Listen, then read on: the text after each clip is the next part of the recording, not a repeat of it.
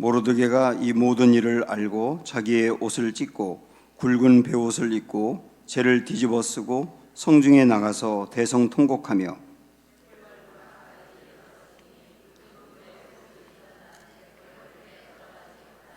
왕의 명령과 조서가 각 지방에 이르매 유다인이 크게 애통하여 금식하며 울며 부르짖고 굵은 베옷을 입고 재에 누운 자가 무수하더라.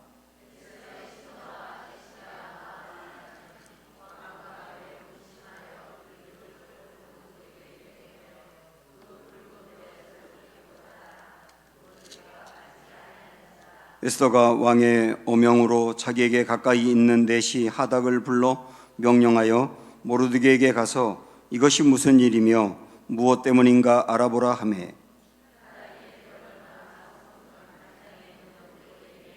모르드게가 자기가 당한 모든 일과 하만이 유다인을 멸하려고 왕의 금고에 바치기로 한 은의 정확한 액수를 하닥에게 말하고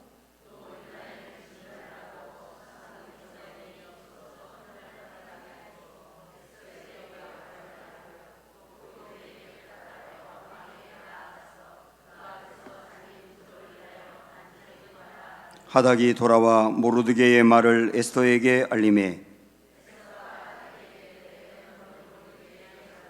왕의 신하들과 왕의 각 지방 백성이 다 알거니와 남녀를 막론하고 부름을 받지 아니하고 안뜰에 들어가서 왕에게 나가면 오직 죽이는 법이요 왕이 그 자에게 금규를 내밀어야 살 것이라. 이제 내가 부름을 입어 왕에게 나가지 못한 지가 이미 30일이라 하라 하니라. 모르드게가 그를 시켜 에스더에게 화답하되 너는 왕궁에 있으니 모든 유다인 중에 홀로 목숨을 건지리라 생각하지 말라.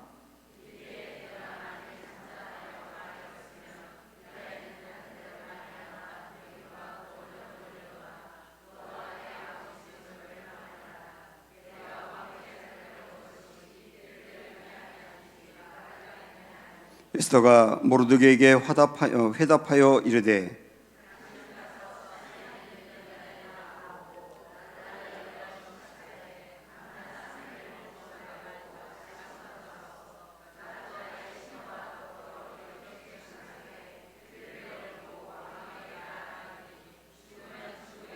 같이 읽습니다. 모르드게가 가서 에스더가 명령한 대로 다 행하니라. 아멘. 네, 둘러보시면서 인사할까요? 사랑합니다, 축복합니다 하면서 인사하겠습니다. 성경에 보면 문제를 극복하는 이야기가 정말 많이 나옵니다. 거의 모든 장에 걸쳐서 문제라고 하는 게 있고요. 그 문제를 어떻게 극복해 가는지의 과정들을 보여주고 있습니다. 에스더가 대표적인 것이죠.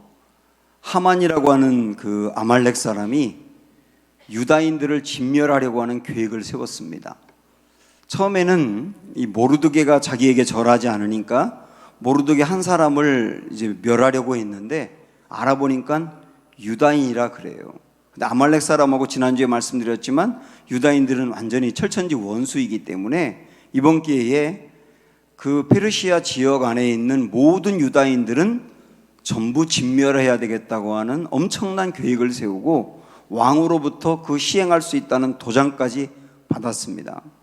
제가 전에도 말씀드렸지만 이때 당시에 페르시아 지역에 살던 유다인 중에 예루살렘으로 귀환한 사람은 10분지 1이고 페르시아 지역에 그대로 남아있는 사람이 10분지 9 정도 된다고 했지 않습니까?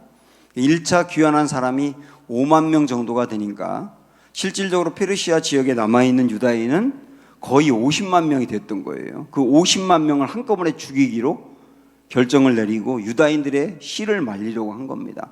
이 엄청난 문제를 앞두고 있을 때 그걸 어떻게 이걸 풀어나가는가 하는 것을 에스더서가 보여주고 있다고요.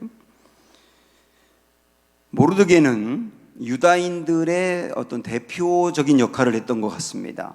그 모르드게가 이 문제를 풀기 위해서 먼저 1절 보면 거기 대대적으로 기도를 하는데요. 모르드게가 이 모든 일을 알고 자기의 옷을 찢고 굵은 배 옷을 입고 재를 뒤집어 쓰고 성중에 나가서 대성통곡하며 하나님 앞에 나아갈 뿐만 아니라 성중에도 나아가서 통곡하며 울며 기도하는 겁니다.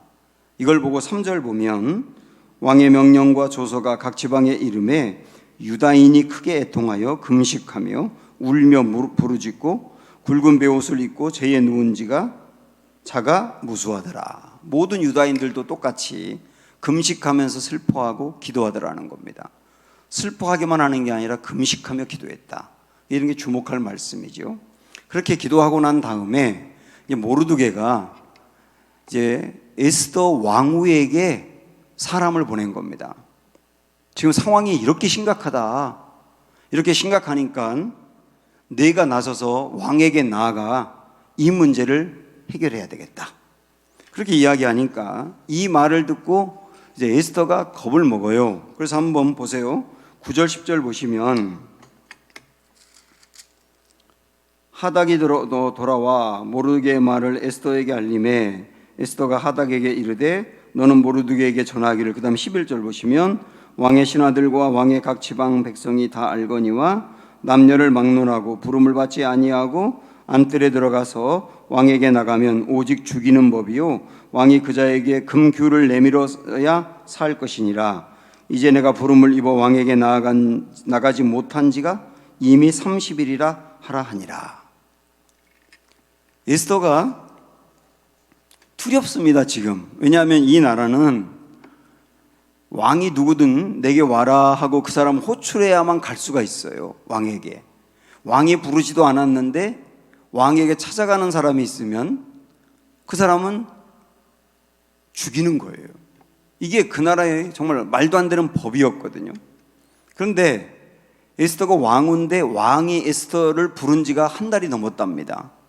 내가 왕이 부르지도 않았는데 찾아갔을 때 나는 죽게 될 거라고 그러면서 겁을 잔뜩 먹고 있는 겁니다.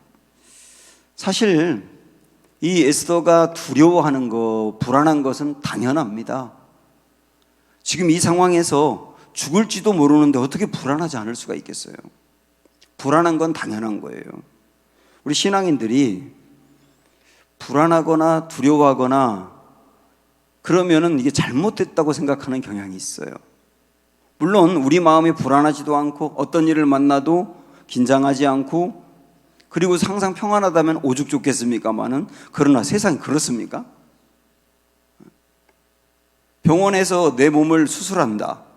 그럼 마취에 들어가서 몇 시간 동안 의사 앞에 내 몸을 맡기는데 그 의사가 내 몸을 일정 부분을 열어가지고 거기에 어떤 병균이라든지 뭐를 도려내는데 어떻게 떨리지가 않아요. 그래서 저는 이전에는 이제 수술 받는 분들 기도하러 가면 두려워하지 말게 해달라 그랬는데 요즘 그렇게 기도 잘 안 해요. 다 두려워하더라고요. 저도 이전에 목 수술 받은 적이 있는데 아주 담대했다가 딱 마취에 들어가려고 하니까 온몸이 긴장이 되는 겁니다. 긴장하는 건 당연한 거예요. 두려운 건 당연한 거예요. 수술을 받아야 되는데 목사님 전 너무 평안해요. 그런 사람은 밥맛이 없더라고요. 수술 받기 전에 떨어야 목사가 필요한 거지 수술 받아야 되는데 떨지 않으면 목사가 왜 있어요? 그 목사도 밥 먹고 살아야 되니까 수술 받기 전에 떨어야 된단 말이에요.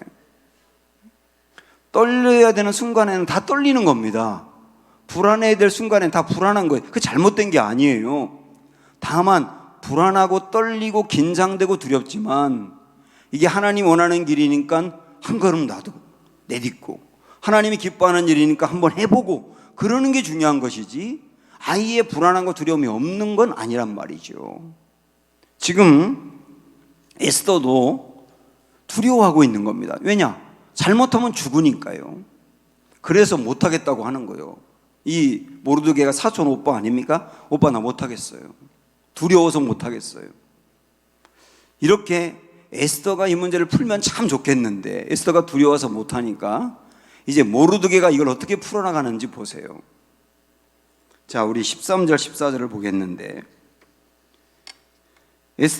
모르드게가 에스더에게 전하는 말을 한번 보십시오. 13절 14절 시작. 모르드게가 그를 시켜 에스더에게 회답하되 너는 왕궁에 있으니 모든 유다인 중에 홀로 목숨을 건지리라 생각하지 말라.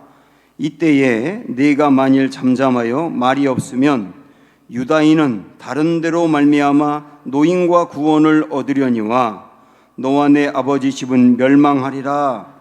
네가 왕후의 자리를 얻은 것이 이때를 위함이 아닌지 누가 알겠느냐.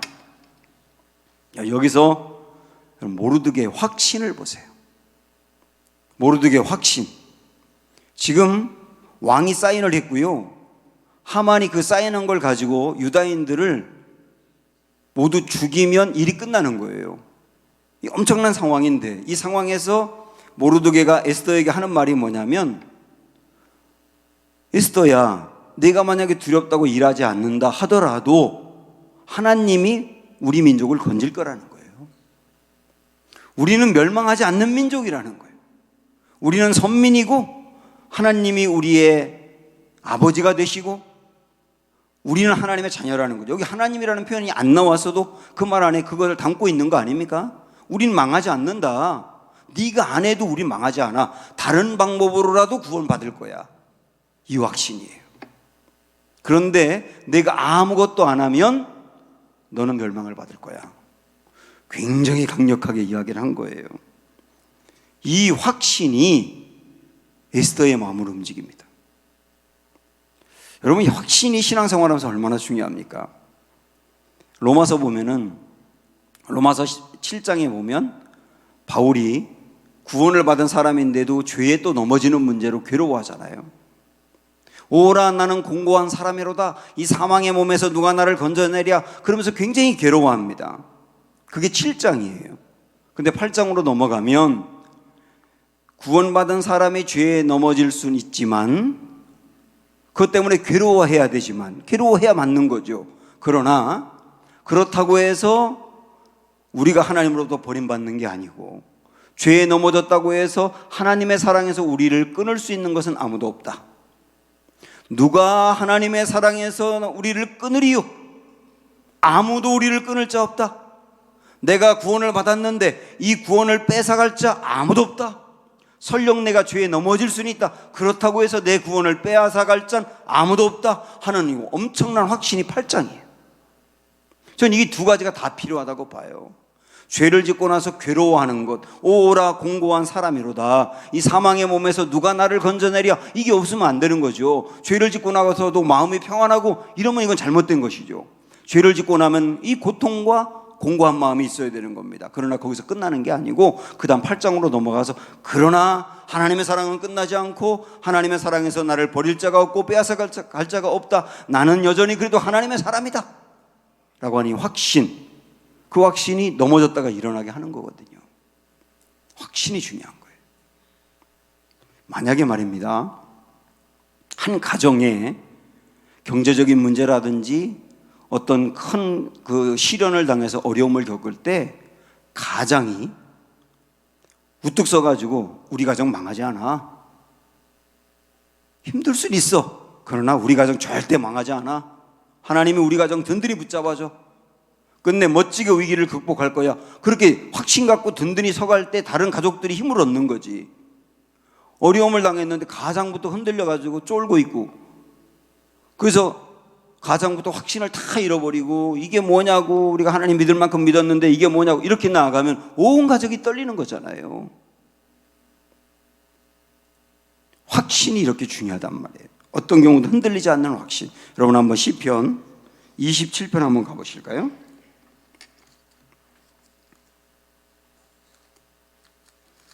시편 27편 821쪽.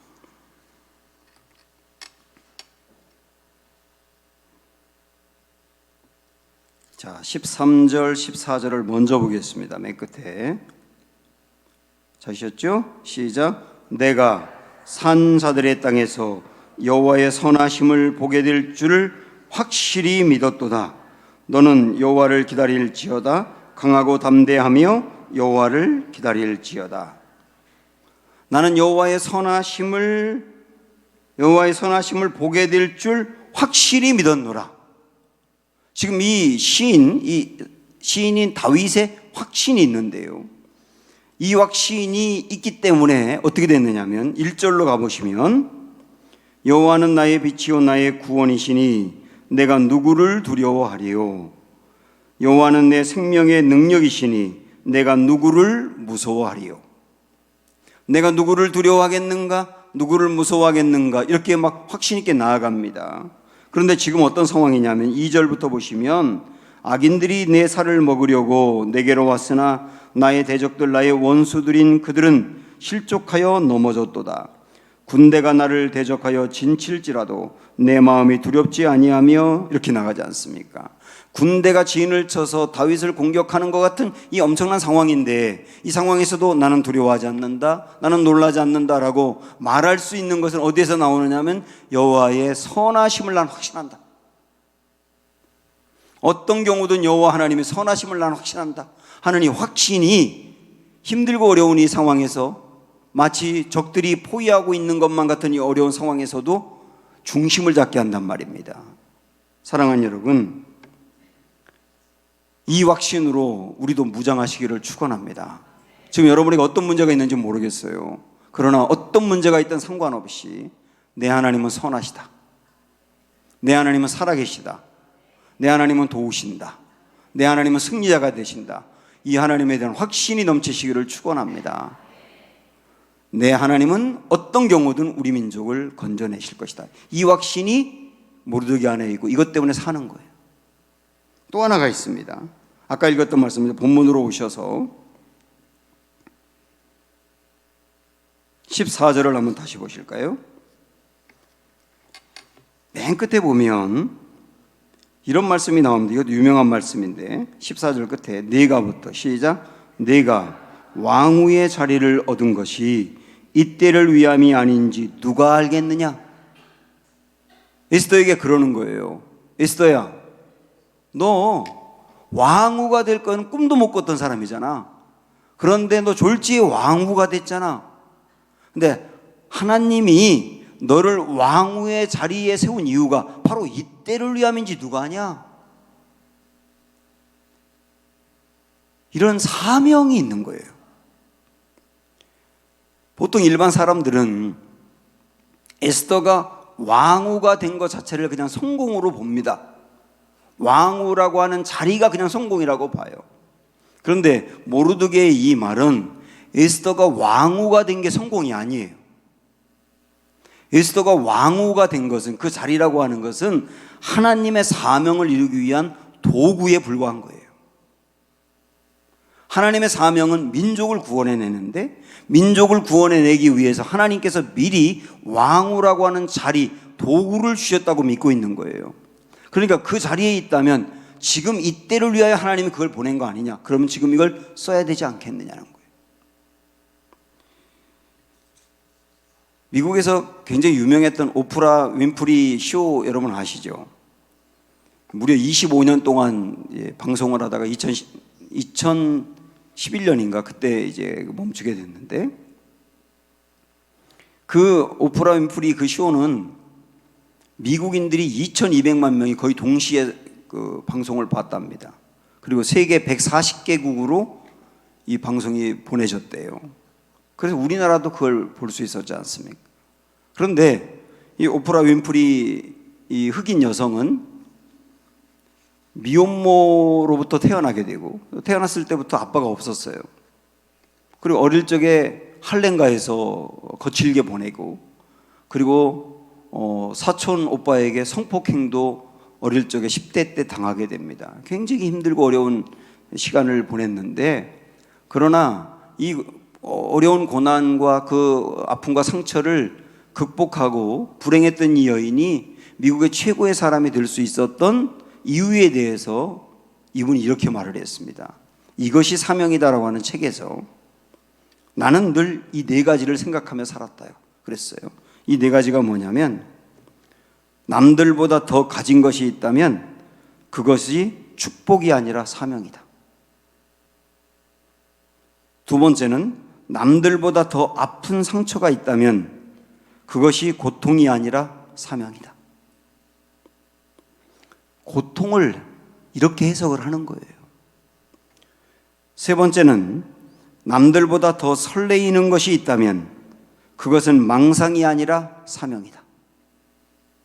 네 번째는 남들보다 더 부담되는 것이 있다면 그것은 강요가 아니라 사명이다.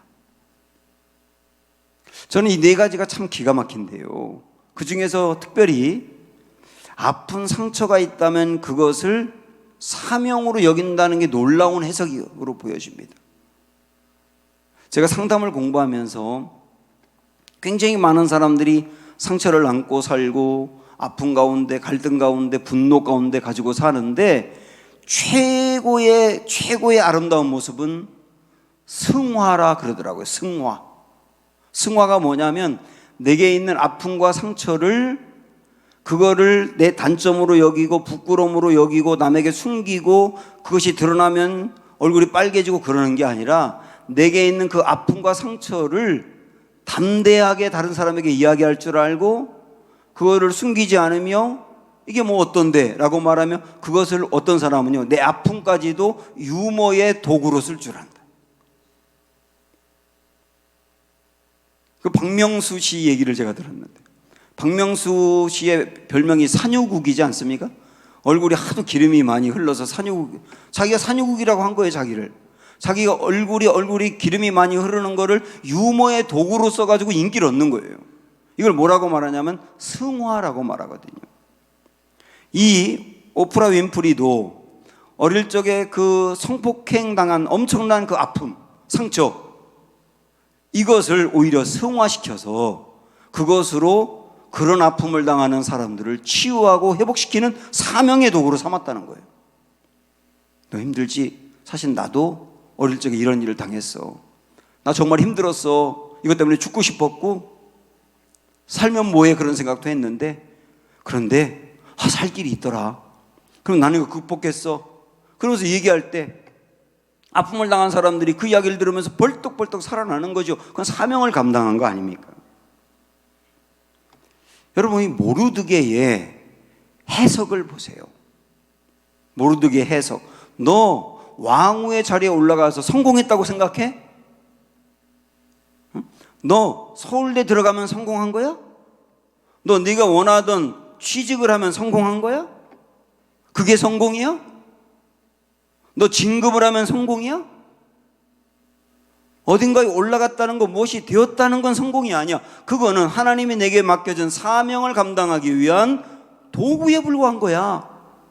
진짜 성공은 그것을 가지고 그 도구를 사용해서 사명을 감당할 때가 성공인 거야. 너 지금 나라와 민족이 이렇게 어려운데 하나님이 너를 위해 갑자기 왕후의 자리로 세워놨겠냐? 이때를 위함이 아니겠느냐? 사랑하는 여러분, 저는 이때를 위함이 아닌가라고 하는 이 문구를 여러분들의 삶 구석구석에 매 순간마다 적용하기를 원합니다.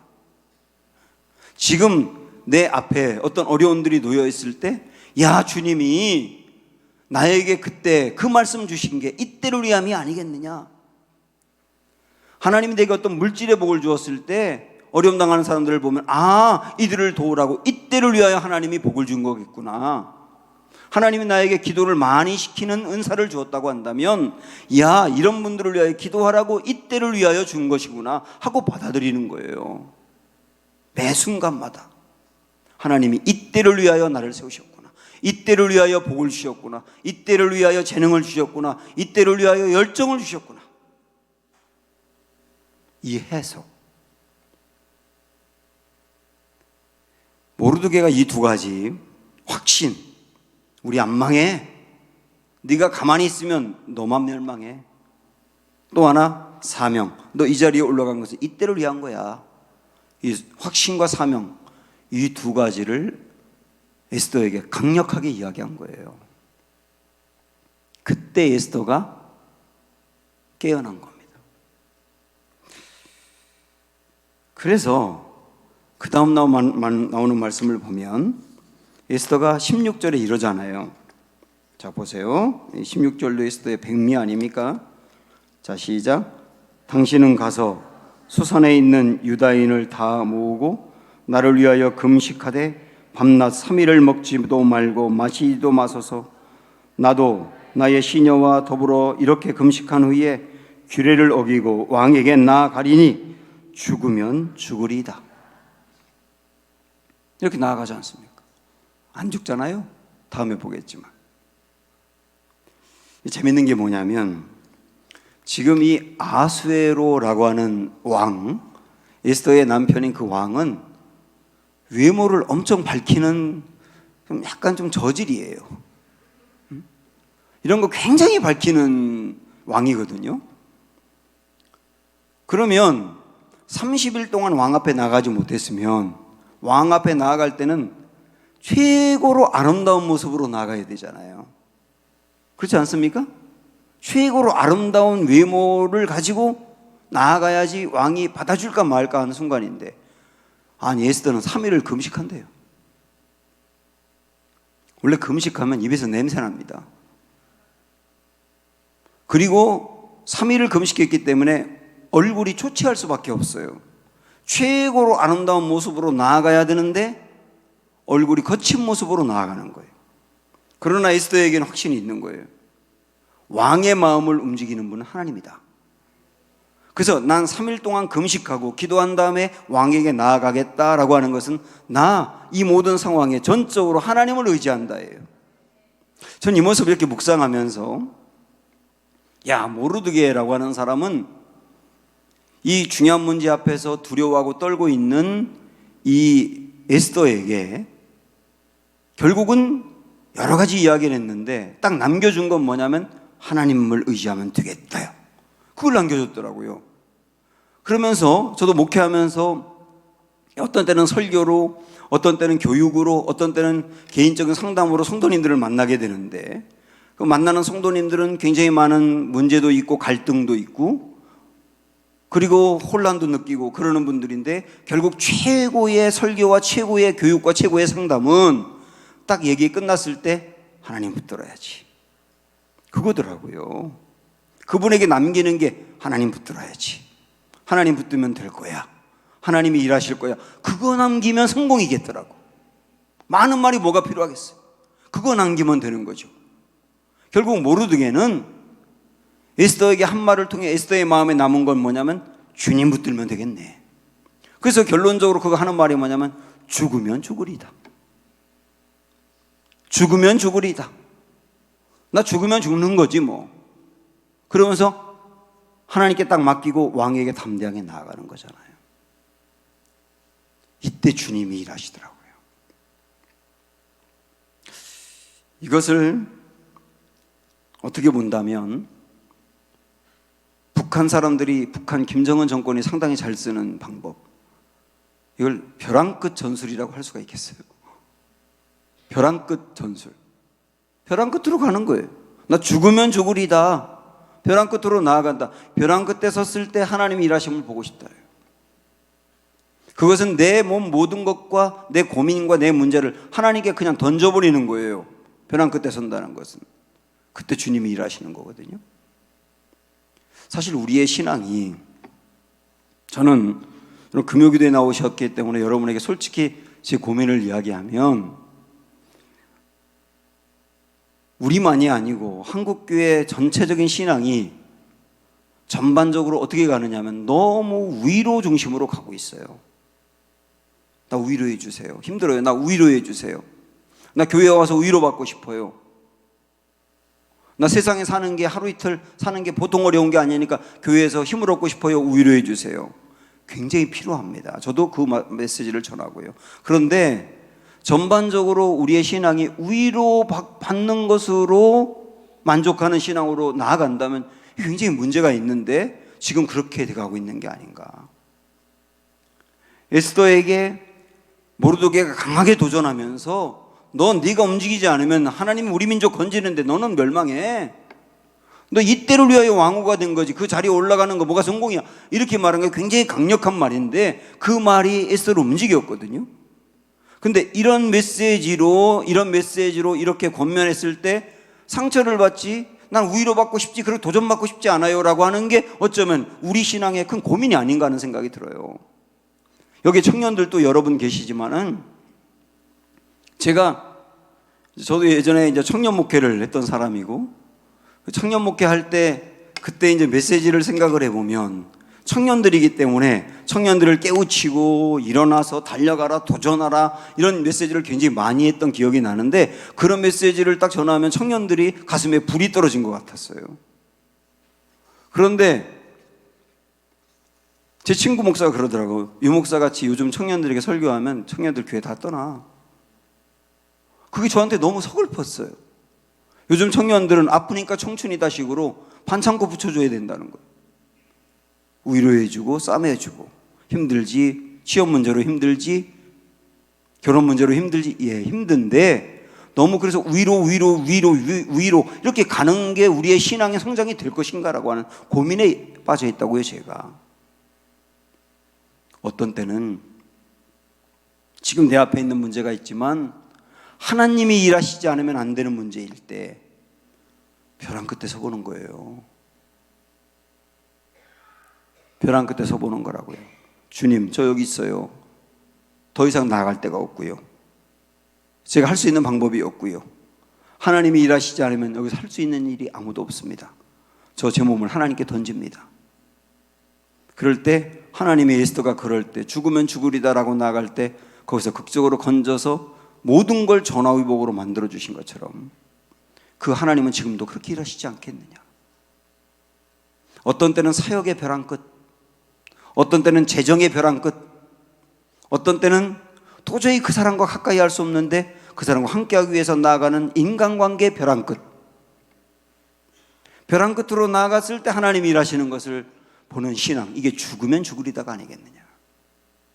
사랑하는 여러분, 우리 새해 새로운 한 해를 이제 준비하고 있는 12월이 다가오게 되는데, 우리의 신앙 너무 나약해 있었고, 그리고 너무나 위로의 말씀만으로 나를 좀 채워주세요라고 했던 우리의 마음이 있었다고 한다면, 우리 다시 한번 죽으면 죽으리다 하는 신앙을 붙들고 나아갔을 때 하나님이 일하심을 보고 그 일을 통하여 생생하게 하나님의 역사하심을 체험하고 그것으로 인해 우리의 신앙이 성장하는 이런 은혜가 있기를 주님의 이름으로 축원합니다. 내일 일은 난 몰라요. 함께 찬양하겠습니다.